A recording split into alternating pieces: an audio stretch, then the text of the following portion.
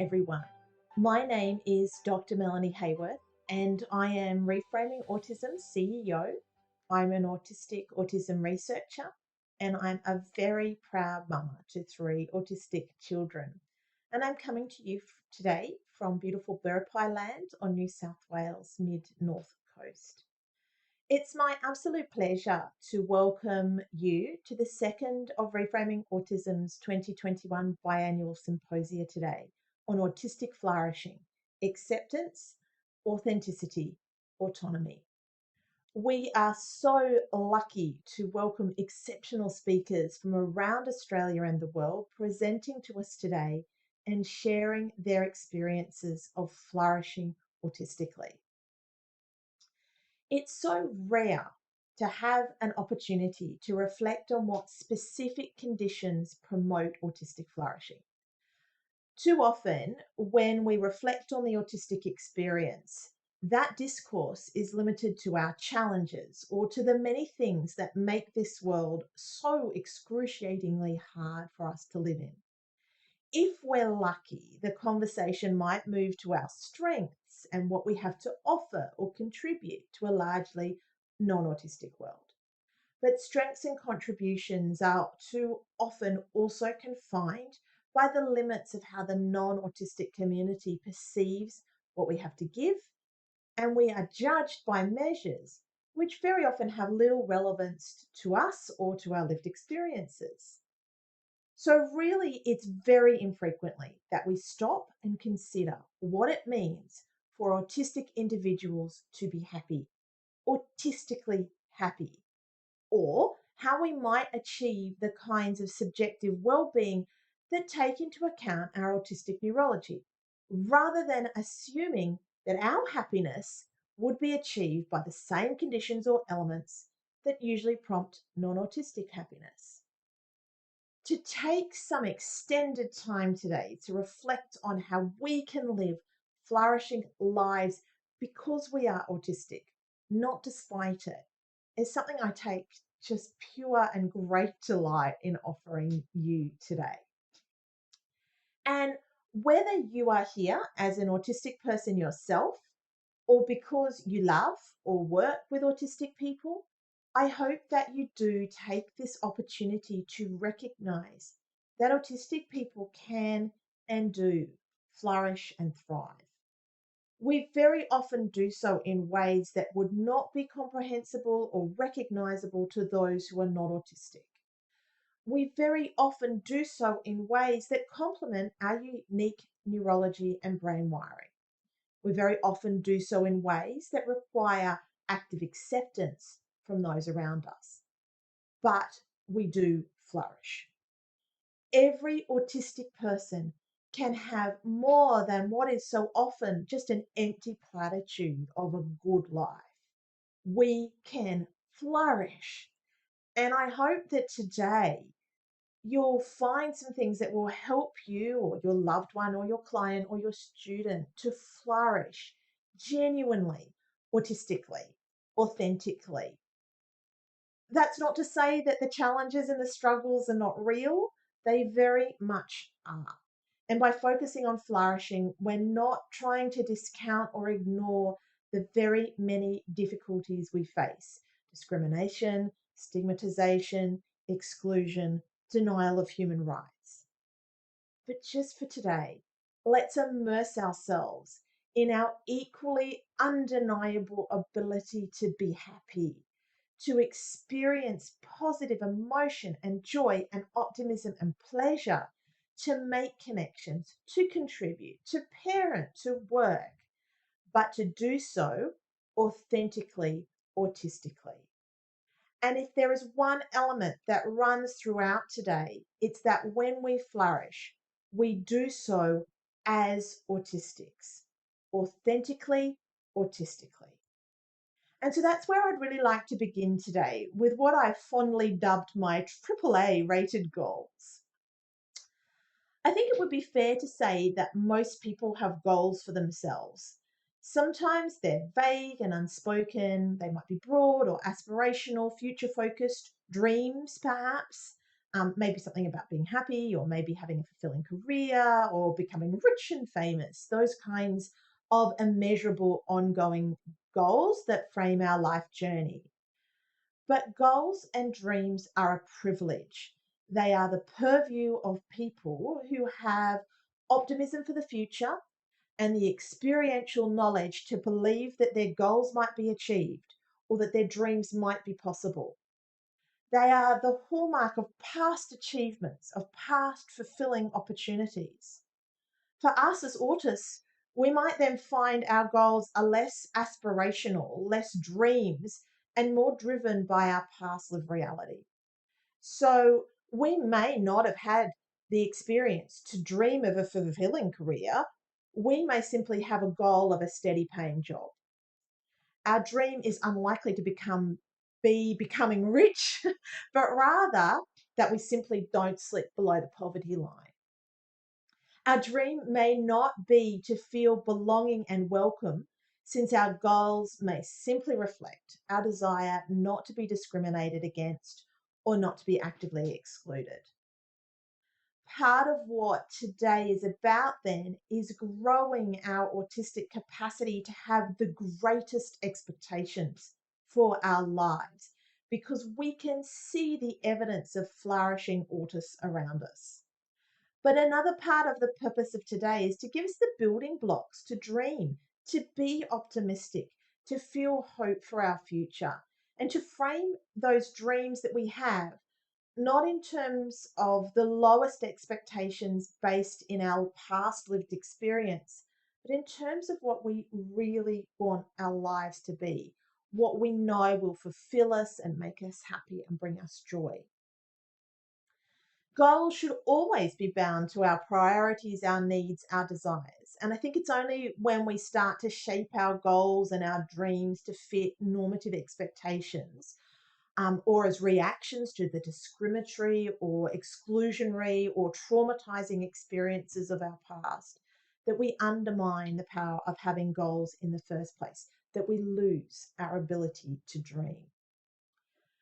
Having goals is absolutely fundamental to well-being, but we have to understand the foundations of respectful and meaningful goal setting, especially if we, or the people with whom we work, our loved ones, are going to make explicit goals and explicit plans to achieve those explicit goals. We also need to have an explicit framework within which we can determine what those goals should be. At Reframing Autism, then, we advocate that all goals for autistic individuals be framed by the three essential conditions or ingredients of acceptance, autonomy, and authenticity. These are what we call our AAA rated goals, the lens through which we form all goals, big or small, whether they're long-term dreams and ambitions or short-term targets. So let's start with acceptance. The fabulous Christy Forbes will speak at length about flourishing with acceptance in the next paper. But I just want to note here now that acceptance is an essential ingredient not only to flourishing and to general well-being, but also to dreaming, optimism, and joy.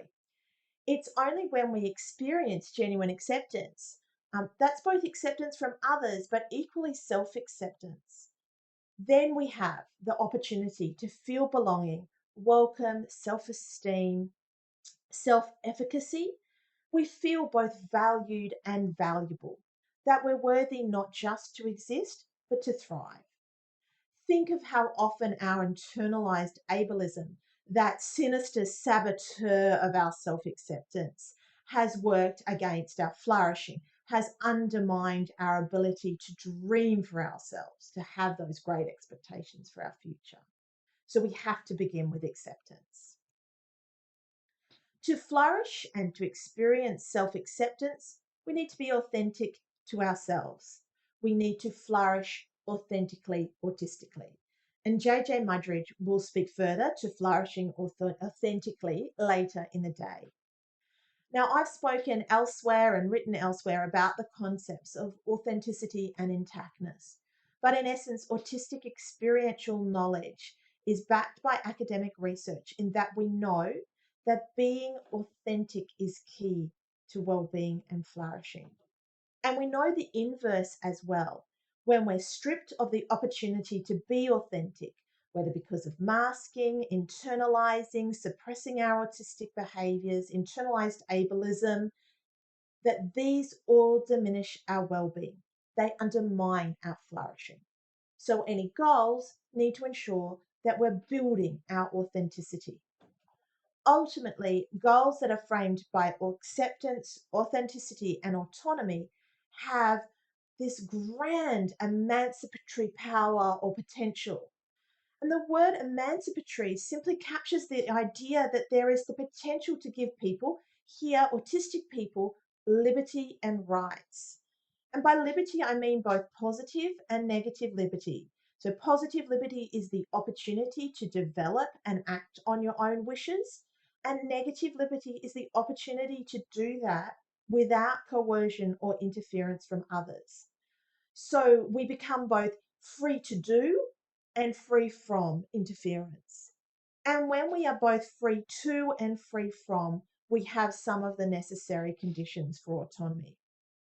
So goals only build a person's liberty when they are underscored by that overarching objective of building autonomy.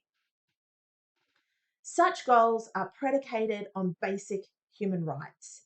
Every person has the right to make decisions about and be actively involved in their own lives, or in other words, the right to be self-determined. And children have the same right as adults to feel that they determine the course of their lives and to experience the opportunity to exercise choice and control over the decisions that impact them. Again, this is every person's right, regardless of communication methods, support needs, disability, race, gender, or any other element of identity or self. If we are committed to the presumption of competence, which is the foundation through which any person is offered the opportunities to achieve and feel optimism for the future, we are necessarily committed to goals that are self-determined and driven by the individual. Self-determined goals are by definition internally motivated. They can't be coerced or compelled because they would no longer be self-determined.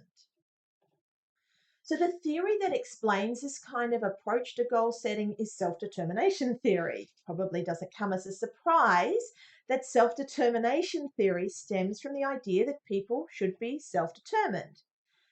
This theory argues that everyone has a right to be self-determined regardless of communication support needs or anything else.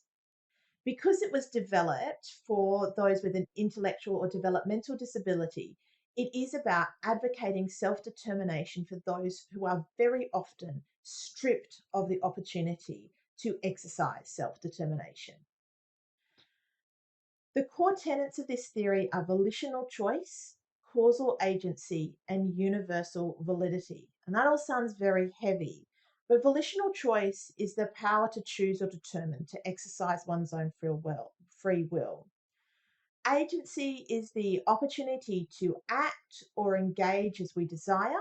And more specifically, causal agency is not only the opportunity to act, to do stuff, but to cause effects or the effects we desire by our actions.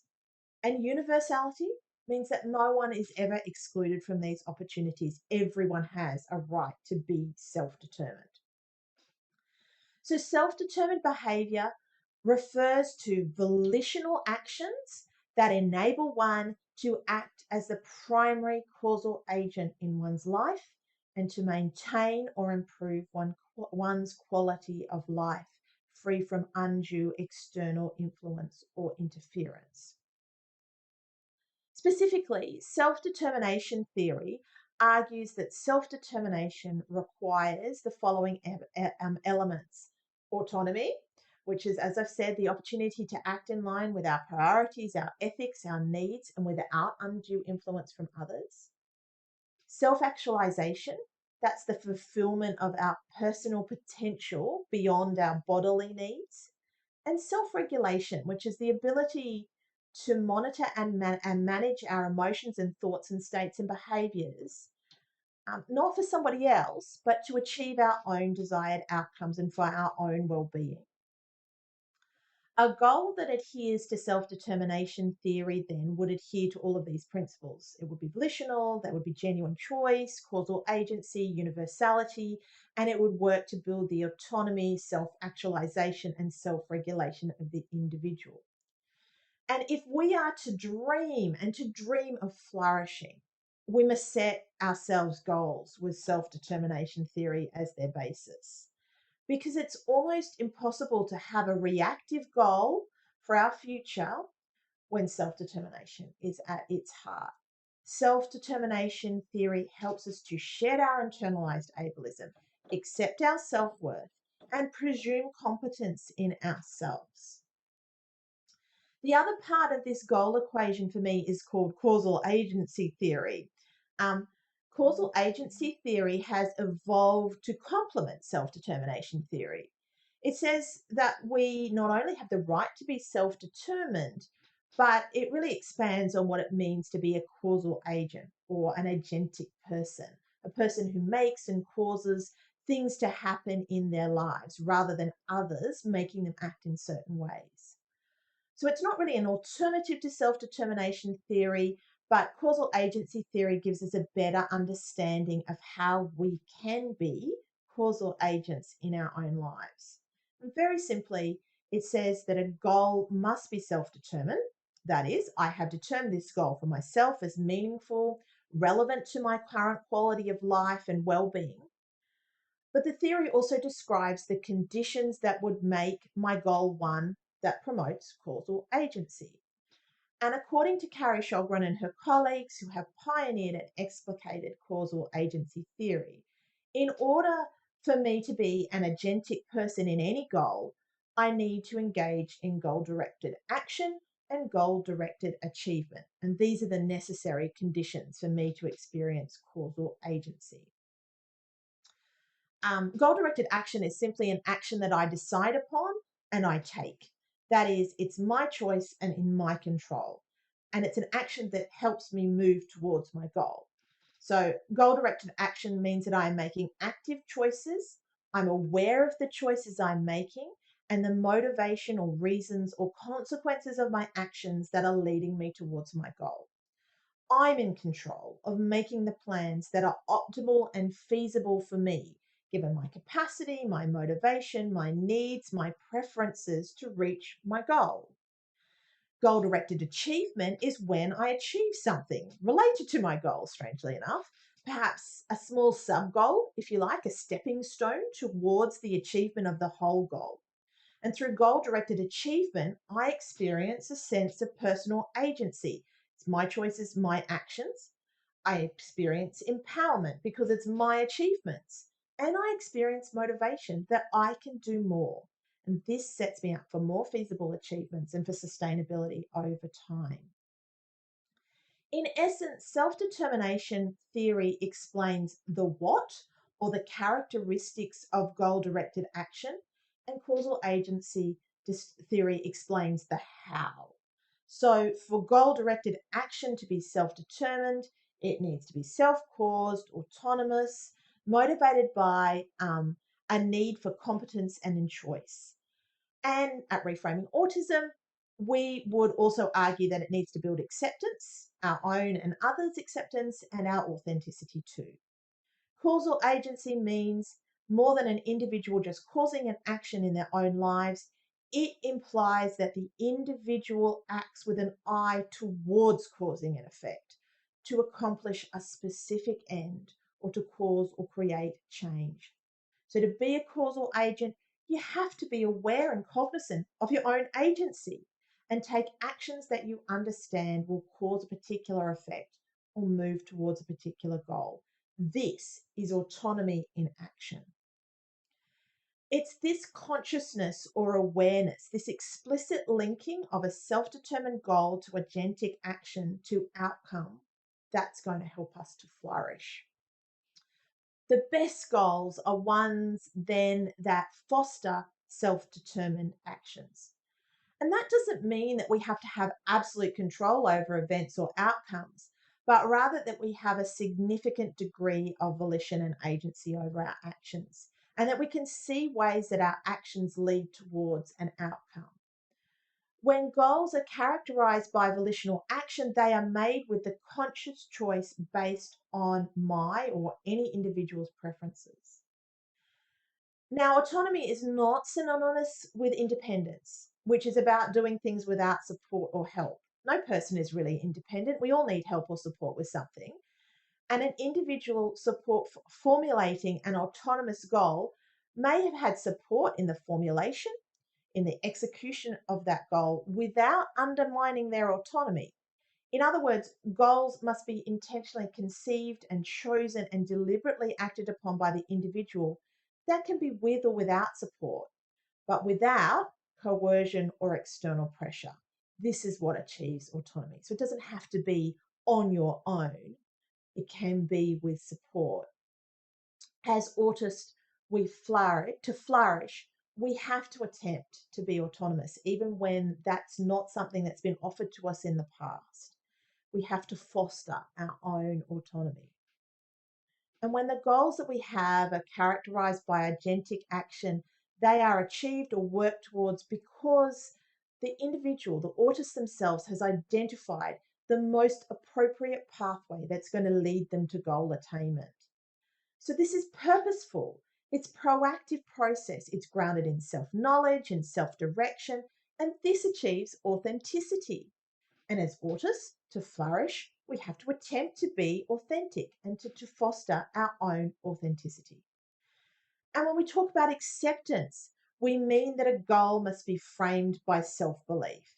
The individual understands the link between themselves and their goal, that they can do it, have the capabilities to achieve, and believe that their autonomous and authentic effort will lead to goal achievement. This leads to empowerment and self-awareness and self-acceptance. As autists, to flourish, we must attempt to be self-acceptance and to foster our own self-acceptance.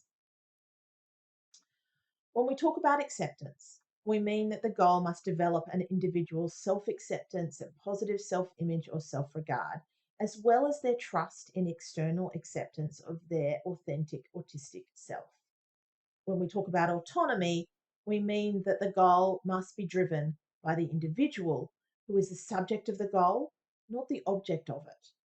Autonomy is an expression of acceptance and authenticity, since autonomy requires us to know what supports we need, what happiness looks like for us, and what decisions are best for us.